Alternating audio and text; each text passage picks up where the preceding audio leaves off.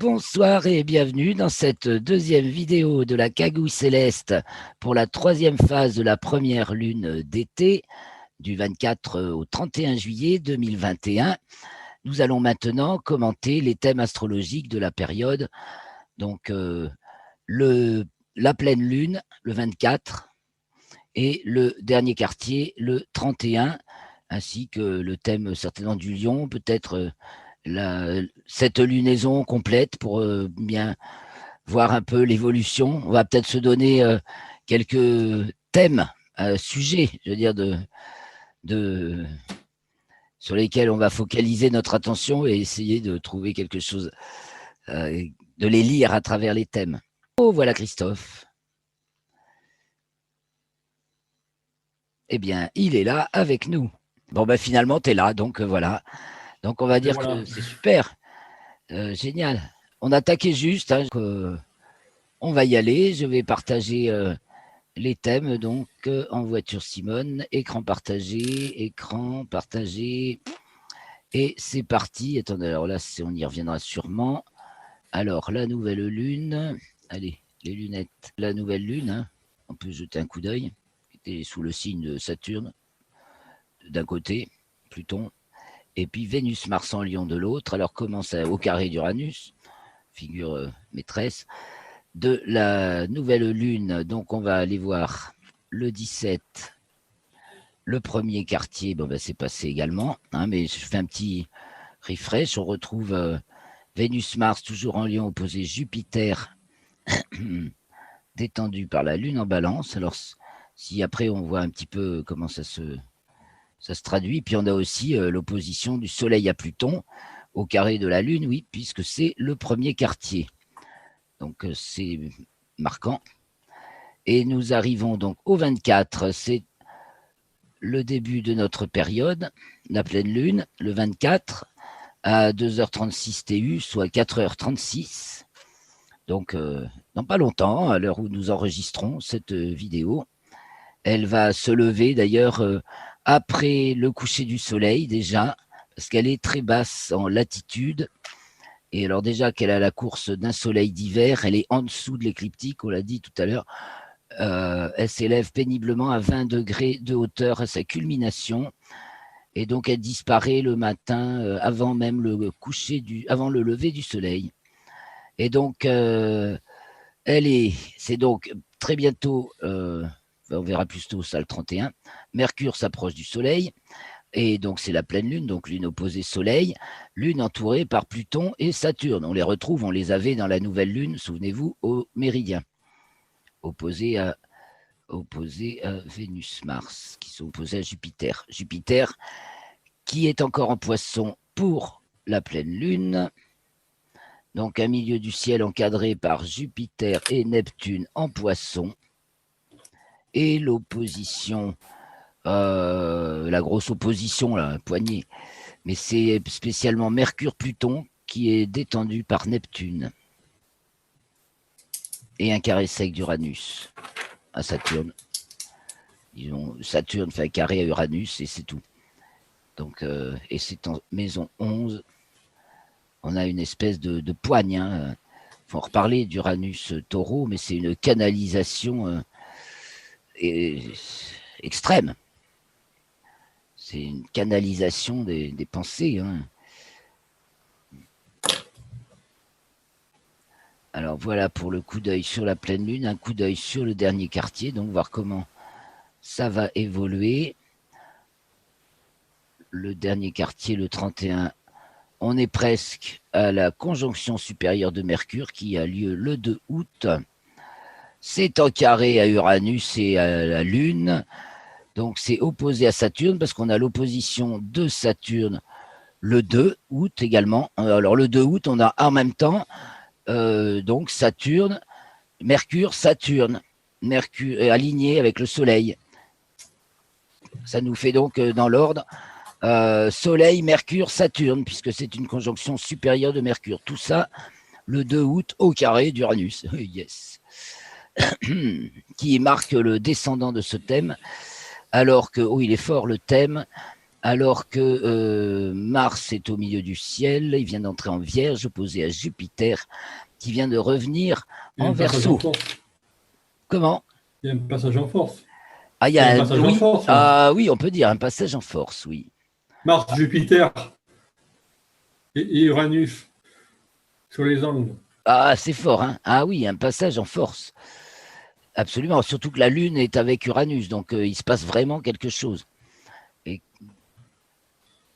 et c'est aidé, c'est trigone à Vénus. Il y a un petit jeu de trigone Vénus-Mars avec Uranus-Lune. Donc Mars étant au premier degré du signe de la Vierge et conjoint à l'étoile Régulus, qui se trouve donc dans l'axe du méridien. Ouais, il y a des choses qui rentrent dans l'ordre. Hein. Un passage en force, oui, peut-être. Alors Michel me disait tout à l'heure, Macron est parti au Japon. Enfin, il va être au Japon pour les Jeux Olympiques. On verra peut-être ces Jeux Olympiques d'ailleurs dans le thème quelque part. On va les trouver. Et donc, il y en a qui vont monter au créneau. Y aurait-il une tentative Un coup de d'État. renversement? Il y a un bras de fer, ça c'est sûr. Alors on va bien observer parce que tu vois, voyez, c'est Mars opposé Jupiter. Ok. Ouais, je regardais s'il y avait une détente à cette opposition. Mars-Jupiter, il n'y en a pas. Non. C'est le seul aspect que fait Jupiter. Et Mars fait un trigone donc à la Lune. Lune-Mars. Donc il y a un truc naissant là. Il y a un truc naissant, ça c'est sûr. Et donc c'est sec là. Jupiter tout seul au fond du ciel droit, opposé à Mars, qui est conjoint à Régulus, ok, et qui vient juste rétrograde, qui vient juste revenir dans le signe du Verseau. Quant à Pluton, il est bien sage, sextile Neptune, et donc Saturne et cet alignement là superbe qu'on voit mieux en héliocentrique.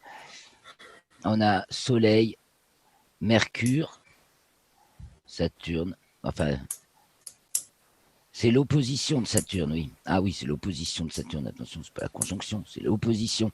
Donc en héliocentrique, c'est une conjonction Terre-Saturne. Vu du Soleil, on a Mercure d'un côté en Lion, et de l'autre côté, Terre et Saturne en Verseau. En géocentrique, donc, on voit Saturne d'un côté, qui culmine à minuit, tandis que Mercure est avec le Soleil, derrière le Soleil en conjonction supérieure. Toujours Lion-Verseau. C'est vrai que ça aussi, Soleil, Mercure, Lion, il y a quand même quelque chose, une intelligence supérieure. Mercure passe derrière le Soleil transmet un message. Bon, en plus, l'ascendant de ce thème est en Scorpion. Alors, on revient un peu sur la pleine lune d'abord. Enfin, on voit vers quoi on va là. Hein. Et donc, c'est en Hélio, c'est carrément la configuration tout de la transcendance intensive. Transcendance intensive. Donc, je montre un peu le RET. Ici. Toute la transcendance intensive, c'est-à-dire tout ce qui converge vers le niveau transcendance. Mercure, pour transcendance de la représentation, on passe du simple au multiple, de l'unique au multiple, du simple au complexe. On multiplie, on disperse. Alors, dans le signe du lion, ça peut être des belles giclées. Ouais. Saturne, transcendance de l'existence, on passe du duo 2L au multiple, toujours. Donc là aussi, bien sûr, ça complexifie. En fait, on va parler de tous ces vaccins qui multiplient la propagation de la maladie, quoi. Et donc Pluton, gardien de la transcendance, qui fait rien dans le thème de particulier, à part un sextile à Neptune, qui revient après quelques années où on ne le voyait plus, il revient. Parce qu'en fait, on va l'avoir de 1950 à 2050 presque, mais là, on était dans quelques années où il était un peu plus lâche. Et puis, il se resserre. Pluton ralentissant, sans doute. Bon, je reviens sur le thème. Donc, Vénus, Jupiter, les jeux. On va chercher les jeux. Ah bah, Mercure-Lion, c'est les jeux. Alors, ça rigole pas là. Ça va être des jeux. Ils vont jouer masqués, les mecs. Masqués, vaccinés, boum, boum, boum, Sans boum. spectateurs. Sans spectateurs, youpi. Sans spectateurs. Ouais. Je disais, ils sont sans spectateurs, ils ont failli être annulés, les JO. Qu'est-ce qu'il y a à voir encore? On a Mercure qui attend plus sa latitude maximale, donc elle est derrière le Soleil, au-dessus du Soleil. Voilà. Donc oui, tu disais les JO, pas de spectateurs. Ouais, privé des spectateurs. Franchement, pas marrant. Bon, Jupiter, Vénus, qui vont.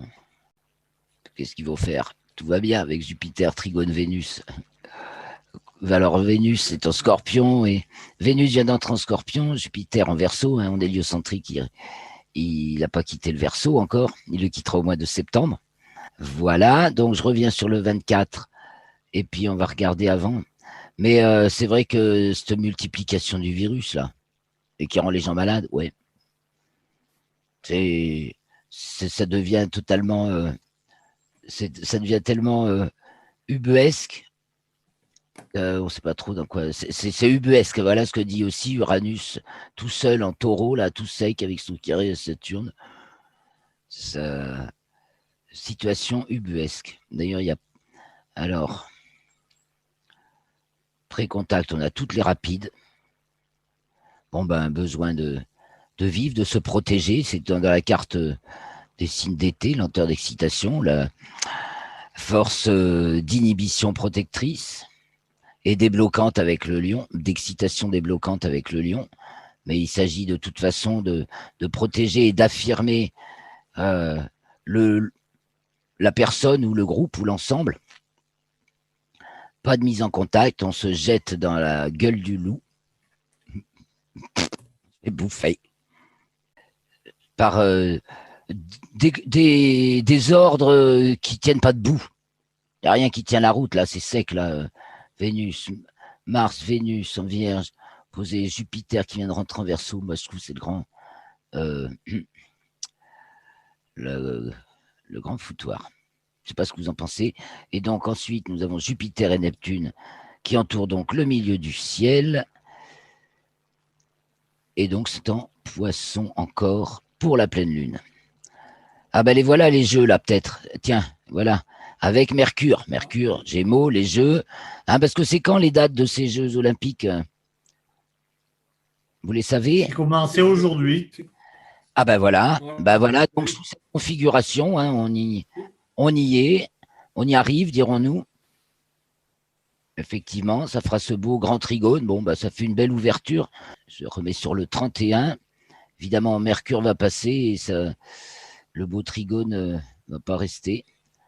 On garde Vénus et Jupiter, mais Vénus rentre en Scorpion. Ah, ça va tourner au vinaigre, on a l'impression. Parce qu'après, Mercure, il arrive en Lion et l'opposé à Terre-Saturne. Alors, ça aurait au moins des frustrations, des privations spectaculaires qui peuvent faire scandale. Ouais, sphère locale, magnifique. Fusée.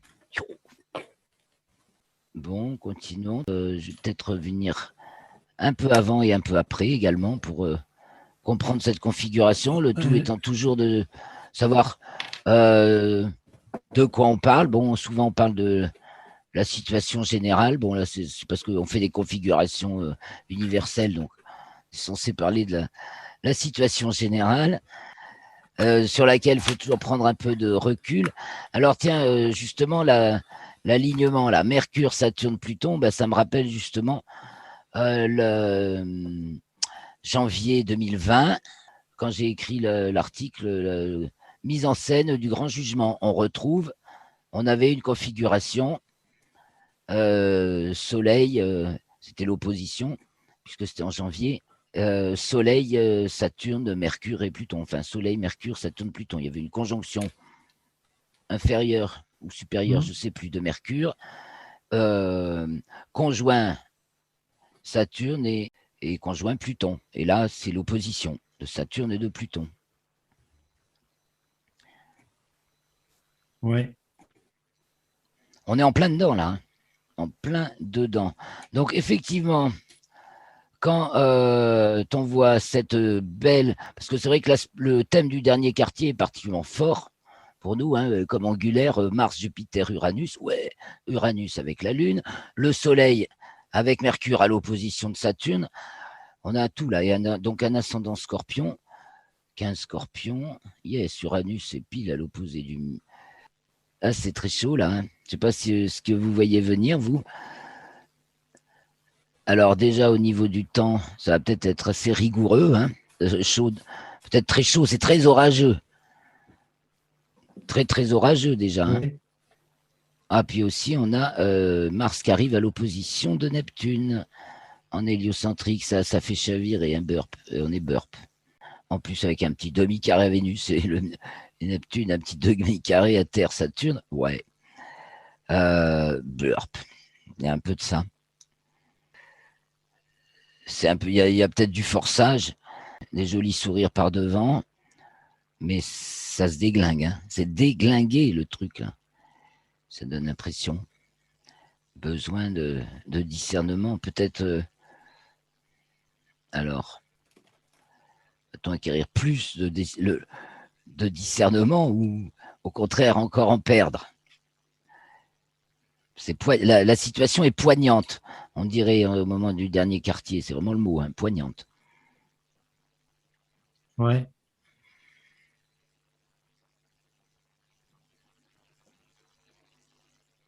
Et donc, si on pousse jusqu'à la nouvelle lune du 8 août,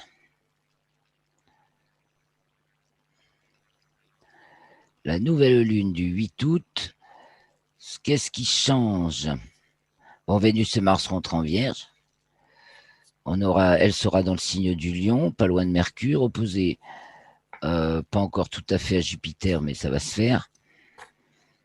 Et toujours donc Saturne, car Uranus est carré Lune, Uranus, Lune opposée Saturne, donc nouvelle Lune opposée Saturne au carré d'Uranus. On reste encore dans l'opposition de Saturne, et après le 20 août, c'est celle de Jupiter. Et... Encore un ascendant Scorpion. Encore la même configuration, à peu près que le thème du dernier quartier, puisque ascendant Scorpion, en précontact Pluton, Saturne, Jupiter, et puis du coup Neptune qui est passé de l'autre côté. Pluton étant l'opposition, Vénus, Neptune. C'est la mort ou la connaissance. Le choix. Tout ça, c'est fait, toutes ces situations-là. Regardez, d'ailleurs, en hélio, on dirait qu'il y a du relief dans la figure. Ça. Mercure-Mars s'élève vers Pluton. Enfin bon, c'est le dessin qui veut ça, mais on y voit un certain relief. Et nous sommes dans une opposition Vénus-Uranus, le truc qui vous tourne la tête. Carré, donc, à Terre-Saturne. Donc on va bien la sentir là, on va bien le sentir là, le carré Saturne-Uranus. Soit il y a une conductivité forcenée, hein, qui joue toujours avec les gens, comme avec des marionnettes. Hein. Et là, on voit les petites figurines. Mercure-Mars en Vierge. Petites figurines, on joue, on les balade, on les traite, voilà, comme un troupeau. Gentil berger ou l'étoile du berger, tiens, elle est là, c'est elle. Alors, ça dépend si le berger, il est gentil ou s'il n'est pas gentil. Or, il n'est pas forcément très gentil. Il a des grandes dents. Il mord. Voilà un peu ce qu'on peut voir dans le thème de cette nouvelle lune à venir. Revenons sur la précédente, hein, qui a inauguré cette période. Ah, puis un peu le thème du signe du lion aussi. Tiens, oui, j'allais l'oublier, lui. Le 10, donc juillet, c'était là. Le 10 juillet, donc voilà, ça augurait quand même assez... Pas très marrant, mais enfin, c'est festif quelque part, là. Il y a un côté très festif, mais c'est toujours... il y a un côté exceptionnel. Et on brave c'est un défi à tout ce qui peut être négatif.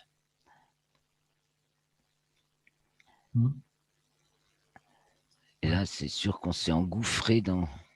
Alors, le 17. On voit les choses aussi comme elles évoluent, quoi. Donc, le 17, c'est ça qu'on avait dit, on danse, là. C'est vrai, chez nous, on a dansé, hein, avec la lune en balance qui détend l'opposition. C'est très festif, là. Donc, tout le monde en a un peu profité. Enfin, il a fait beau, etc. C'était gai, plutôt gai. Avec, voilà, c'est plutôt gai là-haut, d'ailleurs, hein.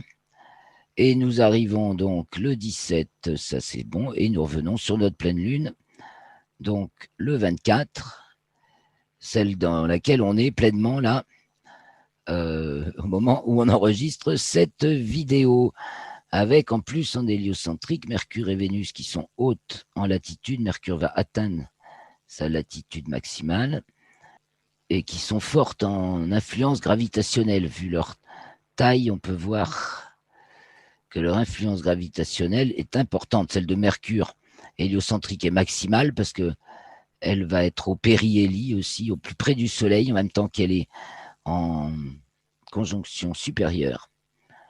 Celle de Jupiter est très forte aussi, d'ailleurs. Celle de Vénus et celle de Neptune. Voilà les figures. C'est pas, j'ai pas beaucoup d'idées là. Et vous, qu'en dites-vous? Après, je regarde la sphère locale très différente. Comme quoi, selon les différents points de vue sur une même situation, c'est sûr que là, on va avoir la description mondaine de la situation dans le thème objet, hein. Donc, c'est pas drôle. Il faut faire un sureffort. Tout le monde est malade. On rentre dans le. Si on se laisse avoir à cette histoire de passe sanitaire et de vaccin, on rentre dans une dictature jamais vue, quoi. Ça acte la scission. Alors, soit ça acte la scission entre deux mondes, ce qu'on pourra peut-être voir avec Mars. Mars culminant au 31 juillet pourrait bien acter une scission, effectivement. Il y a ceux qui prennent du recul, hein, qui montent au créneau et qui prennent du recul, et puis ça crée vraiment une scission, là, oui.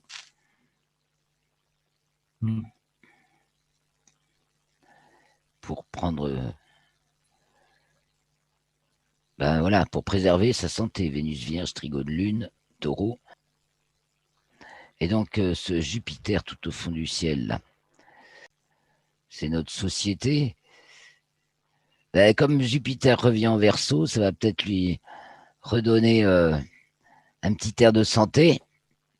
Il va se refaire une petite santé avant de repartir en Poisson. Il va se remonter la vision. Enfin, disons, il va prendre une vision plus systémique.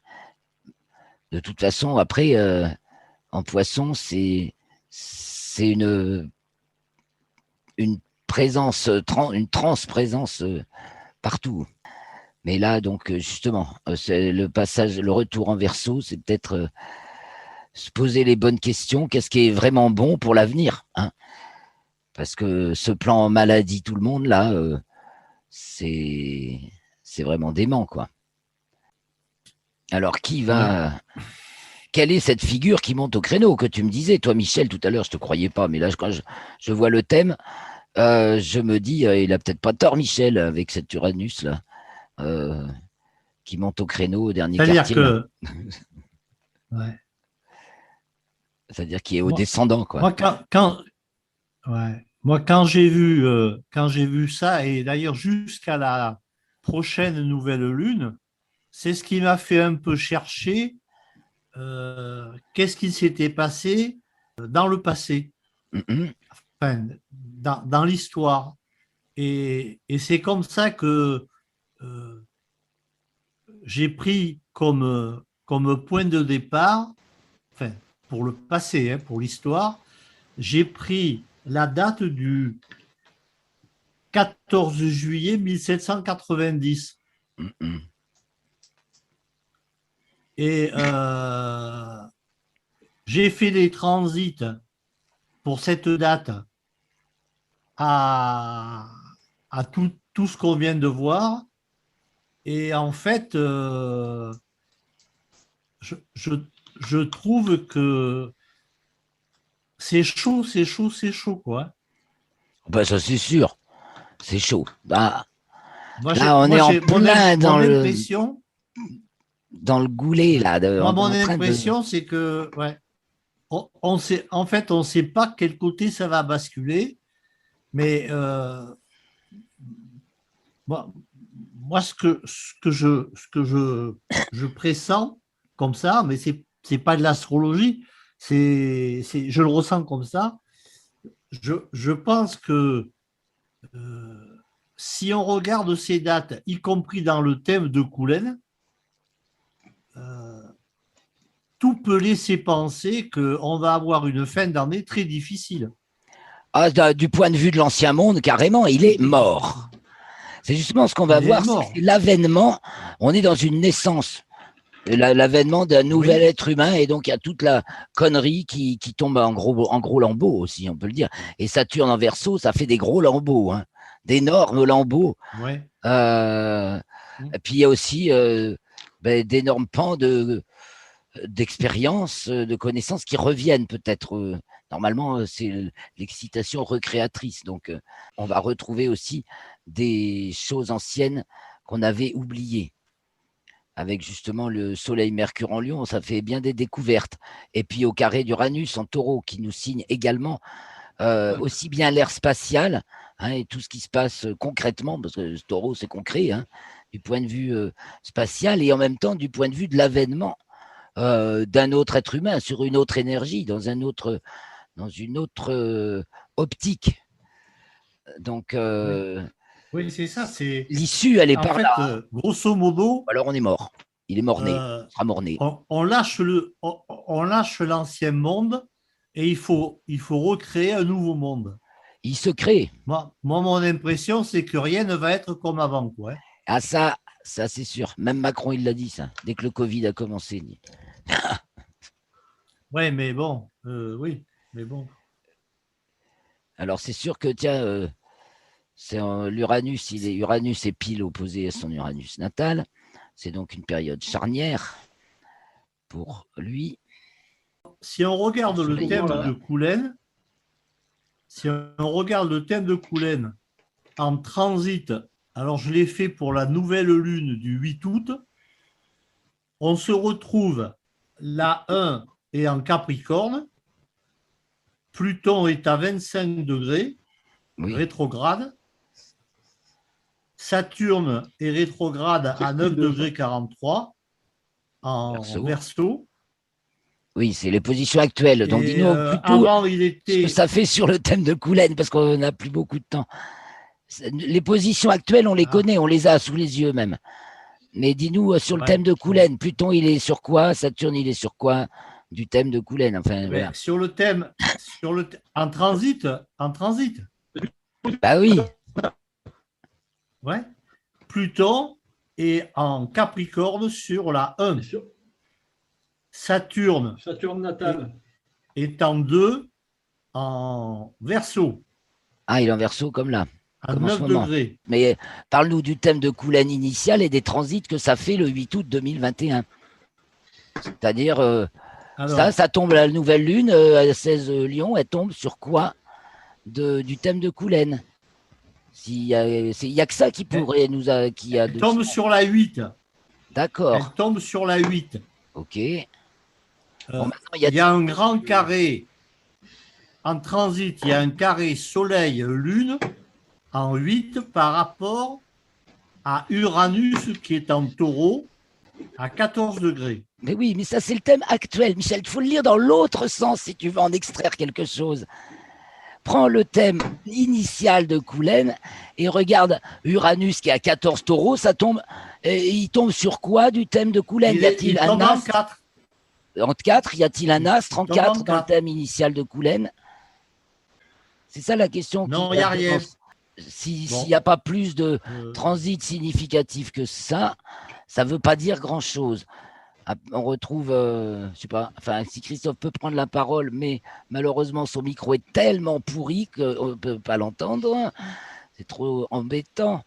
Donc, Bon. c'est très intéressant de rechercher Michel, mais c'est dans l'autre sens qu'il faut faire coller. Mais disons que ça veut dire que il faut qu'on prépare davantage en anticipation certaines choses et ça demande plus de temps, donc c'est compliqué, quoi. Il faut le trouver. Tu fais ce que tu sens bon de faire, mais tu peux nous le dire dans l'autre sens par rapport à ce thème du 8 août. On est un peu en avance. Hein. Et bon, tu as raison. Ouais. Parce qu'il va se passer certainement quelque chose dans cette troisième phase de la. Tu m'entends, Claire? Oui, Oui, c'est peut-être mieux oui, là. bien, plutôt bien. Hein. Sinon, tu nous dis, Michel, où sont les astres de Coulennes par rapport à ce thème? Ça fera pareil, mais c'est pas la peine de nous relire le thème qu'on a sous les yeux. Tu nous dis, Coulennes, bon, D'accord. c'est ascendant Bon. Scorpion, n'est-ce pas? Ah, non, moi j'ai j'ai ascendant Capricorne.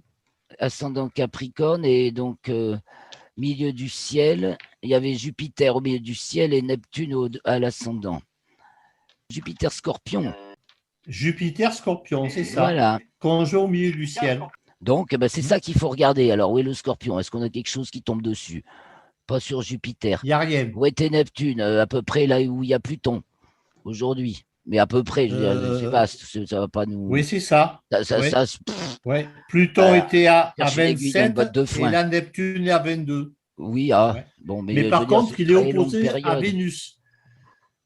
Donc Vénus, il est opposé à Vénus en Cancer. Yes. En 8. Ouais. Qui tombe dans la 8 de. Et il y a un grand carré. C'est Vénus dans le thème de Coulennes. Initialement, elle est dans quelle maison? Parce que là, on voit que ça tombe en 8. En 9. Voilà, d'accord. En 9. C'est ça qui va être plus. Eh bien, nous allons nous laisser pour cette émission.